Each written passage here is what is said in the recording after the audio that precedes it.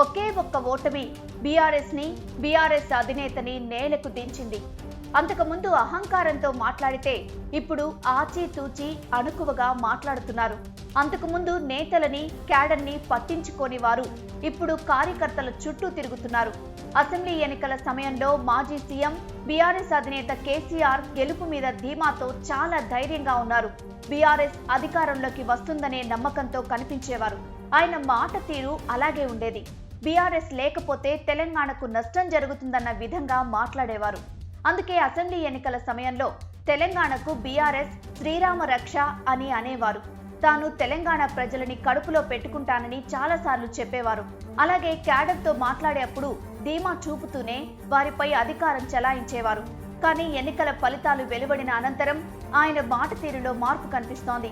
గతంలో మాట్లాడినంత ధైర్యంగా మాట్లాడలేకపోతున్నారు. ఇప్పుడు బీఆర్ఎస్ ను ప్రజలే కాపాడుకోవాలని రిక్వెస్ట్ చేస్తున్నారు. గతంలో తనకు తప్ప తెలంగాణను అభివృద్ధి చేసే సత్తా ఎవరికీ లేదని, రాష్ట్రం గురించి పూర్తి అవగాహన, చిత్తశుద్ధి తనకే ఉందని చెప్పుకునేవారు. అదే సమయంలో ప్రతిపక్షాలపై తీవ్ర స్థాయిలో విమర్శలు గుప్పించేవారు. కానీ అసెంబ్లీ ఎన్నికలు పూర్తయిన 4 నెలల్లోనే బీఆర్ఎస్ ను బీజేపీ, కాంగ్రెస్ లు సగం వరకు ఖాళీ చేసేయడంతో సీన్ మొత్తం రివర్స్ అయింది.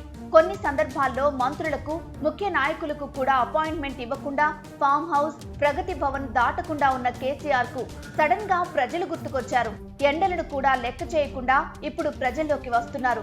పంట నష్టం జరిగిందనే కారణంతో రైతుల వద్దకు వెళ్లి పరామర్శిస్తున్నారు, ఓదారుస్తున్నారు.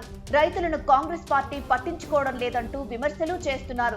కొన్ని సందర్భాల్లో మంత్రులను, ఎమ్మెల్యేలను కూడా కలవని కేసీఆర్ పార్టీలోని 2వ స్థాయి నాయకులను కూడా తన వద్దకు పిలిపించుకుంటున్నారు. అలానే వారికి ఫోన్లు చేసి మాట్లాడుతున్నారంటే ఆయన మాట తీరులో ఎంత మార్పు వచ్చిందో కొట్టొచ్చినట్లు కనిపిస్తోంది. చాలా ఏళ్లుగా గెలుపు వల్ల వచ్చిన గర్వంతో ఉన్న గులాబీ దళపతిని ఒకే ఒక్క ఓటమి కిందకి దించి మార్పు తీసుకొచ్చిందని, కేసీఆర్ లో ఈ మార్పుపై ప్రజలతో పాటు పార్టీ కింది స్థాయి నాయకులు కూడా చర్చించుకుంటున్నారు. ఈ మార్పు కూడా ఎక్కువ కాలం ఉంటుందని అనుకోవడం పొరపాటే అనేవారు లేకపోలేదు. ప్రస్తుతం బీఆర్ఎస్ పరిస్థితి బాగలేదు. ఎన్నికల తర్వాత చతికిల పడిపోయింది. ఒకవేళ ఆ పార్టీకి కాలం కలిసొచ్చి మళ్లీ పూర్వ వైభవం వస్తే మాత్రం కేసీఆర్ తీరులో మళ్లీ మార్పు వచ్చే అవకాశాలే ఎక్కువగా ఉన్నాయి. మళ్లీ పాత కేసీఆర్ కనిపిస్తారని ప్రత్యేకంగా చెప్పనక్కర్లేని విషయం. కానీ బీఆర్ఎస్ ఇప్పట్లో కోలుకునే పరిస్థితులు కనిపించడం లేదు. అయితే బీఆర్ఎస్ కు పూర్వ వైభవం తీసుకురావడానికి మాజీ సీఎం కేసీఆర్ చాలా కష్టపడుతున్నారు. అయితే ఆయన కంటే రేవంత్ రెడ్డి నేతృత్వంలోని కాంగ్రెస్ ప్రభుత్వం తప్పులు చేస్తే అదే మళ్లీ కేసీఆర్ కి సీఎం అవకాశాలు కల్పించినట్లవుతుంది. అంటే కేసీఆర్ ను ఓడించిన కాంగ్రెసే ఆయనను మళ్లీ గెలిచేలా చేసి సీఎం పీఠంపై కూర్చోపెట్టొచ్చు. అయితే రేవంత్ అలాంటి తప్పులు చేయకుండా ఉంటే కేసీఆర్ కి చిక్కులు తప్పవు. ఇక కాంగ్రెస్ పై వ్యతిరేకత పెరిగే వరకు పార్టీని కాపాడుకోవడం కూడా కష్టమే.